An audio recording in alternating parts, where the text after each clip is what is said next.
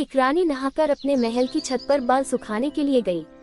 उसके गले में एक हीरो का हार था, जिसे उतारकर वहियाले पर रख दिया और बाल संवारने लगी। इतने में एक कौवा आया।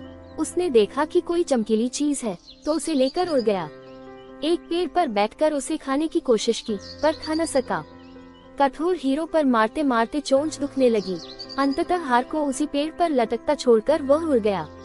जब रानी के बाल सूख गए तो उसका ध्यान अपने हार पर गया, पर वह तो वहाँ था ही नहीं। इधर उधर ढूंढा, परंतु हार गायब। रोती धोती वह राजा के पास पहुँची, बोली कि हार चोरी हो गई है, उसका पता लगाए। राजा ने कहा, चिंता क्यों करती हो, दूसरा बनवा देंगे।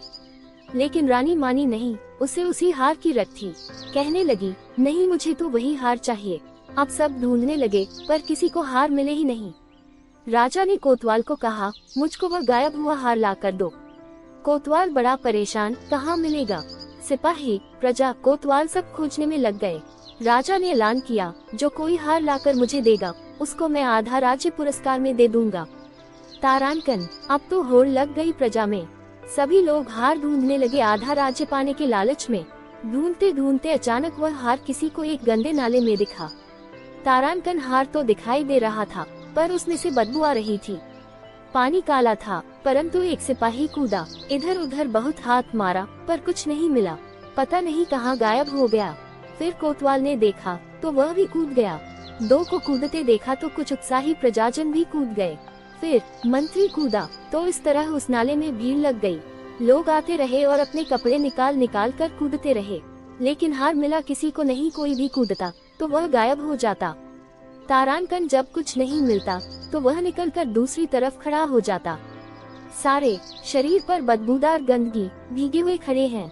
दूसरी ओर दूसरा तमाशा, बड़े बड़े जाने माने ज्ञानी मंत्री सब में होड़ लगी है, मैं जाऊंगा पहले। नहीं, मैं तेरा सुपीरियर हूँ, मैं जाऊंगा पहले हार लाने के लिए। इतने में राजा को खबर लगी। उसने सोचा, क्यों न मैं ही कूद जाऊं उसमें, आधे राज्य से हाथ तो नहीं धोना पड़ेगा तारांकन। तो राजा भी कूद गया। इतने में एक संत गुजरे उधर से।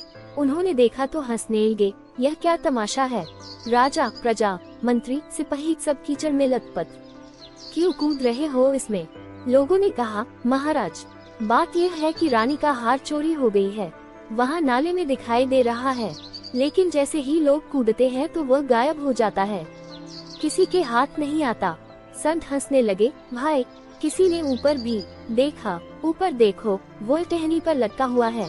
नीचे जो तुम देख रहे हो वह तो उसकी परछाई है। इस कहानी का क्या मतलब हुआ। जिस चीज की हमको जरूरत है, जिस परमात्मा को हम पाना चाहते हैं, जिसके लिए हमारा हृदय व्याकुल होता है, वह सुख, शांति और आनंद रूपी हार क्षणिक सुखों के रूप में परछाई की तरह दिखाई देता है, और यह महसूस होता है कि इसको हम पूरा कर लेंगे। अगर हमारी यह इच्छा पूरी हो जाएगी तो हमें शांति मिल जाएगी, हम सुखी हो जाएंगे। परंतु जब हम उसमें कूदते हैं तो वह सुख और शांति प्राप्त नहीं हो पाती। तारांकन, इसलिए सभी संत महात्मा हमें यही संदेश देते हैं कि वह शांति, सुख और आनंद रूपी हीरो का हार, जिसे हम संसार में परछाई की तरह पाने की कोशिश कर रहे हैं, वह हमारे अंदर ही मिलेगा।